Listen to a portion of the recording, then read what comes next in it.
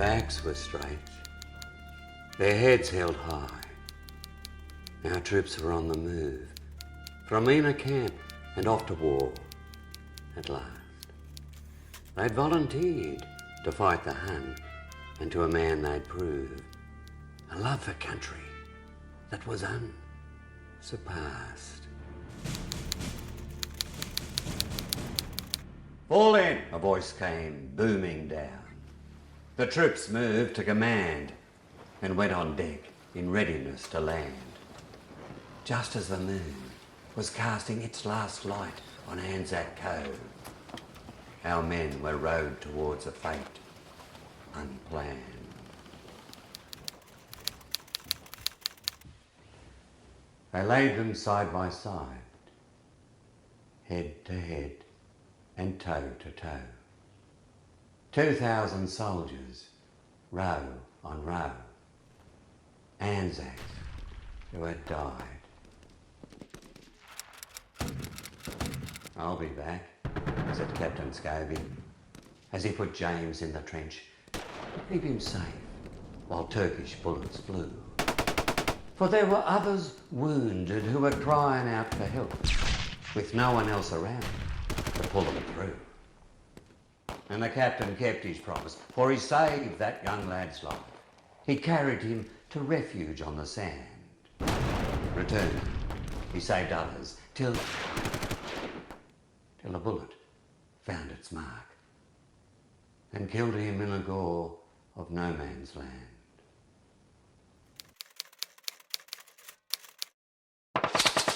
The same old shrapnel whizzing by, the same polluting stench, the same old flies and lice that itched, the same old awful trench. Unhappily, the same young men weren't killed there every day, but other men, their mates, remained, determined to repay.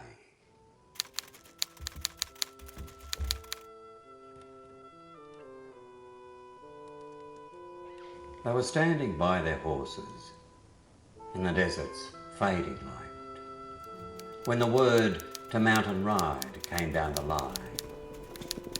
With a swish of hooves, the whalers moved into the starry night, their sure-footedness a reassuring sign. They were passing wells without a halt, the need to win so great that they rode for hours, keeping sleep at bay. On and on they pushed, relentlessly. Their horses held their fate in the thirsty wastes as they rode into day.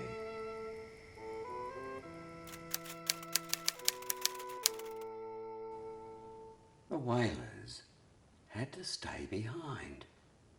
A British order much maligned by every light horse man who loved his mount.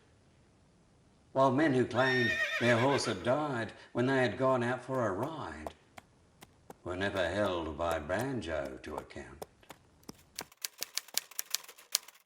They had to run like blazes, sometimes a mile or two, in trenches filled with water to take a message through, then race on back with answers that officers addressed, a never-ending shuttle that gave them little rest.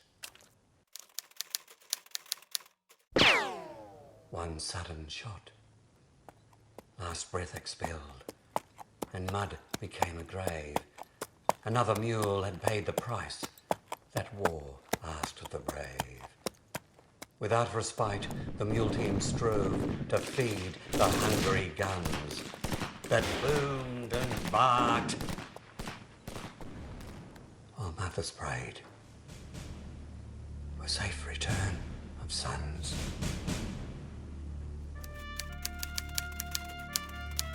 They had to keep moving, though sorely afraid, once a whistle had blown to advance. From the trenches they rose like the flooding spring tide to engulf the green pastures of France. Both sides fell in their thousands from enemy guns that disturbed bones of men gone before.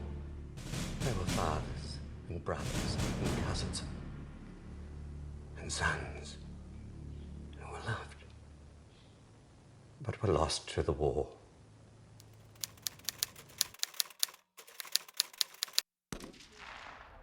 Gruesome figures were lying about, Aussies and Tommies and Huns. Thousands and thousands of poor dead souls felled by the thundering guns. Broken wagons were bogged in the mud, duckboards and tapes swept away. Crashing bombardments of smashing steel. Terrified men every day.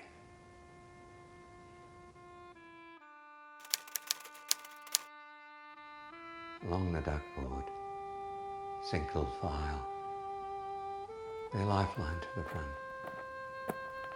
Trudged battle-weary men who asked, was this their final stunt? Every soldier looked the same. They all were caked in mud, with chewed up fags between their lips. Their days were etched in blood.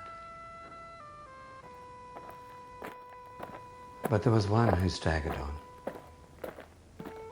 barbed wire on his back, with ammo, knives, and 2 Mills bombs, 300 pounds of pack. And when he fell, the shuffling line had barely broken stride. The mud had claimed another life. A human mule had died.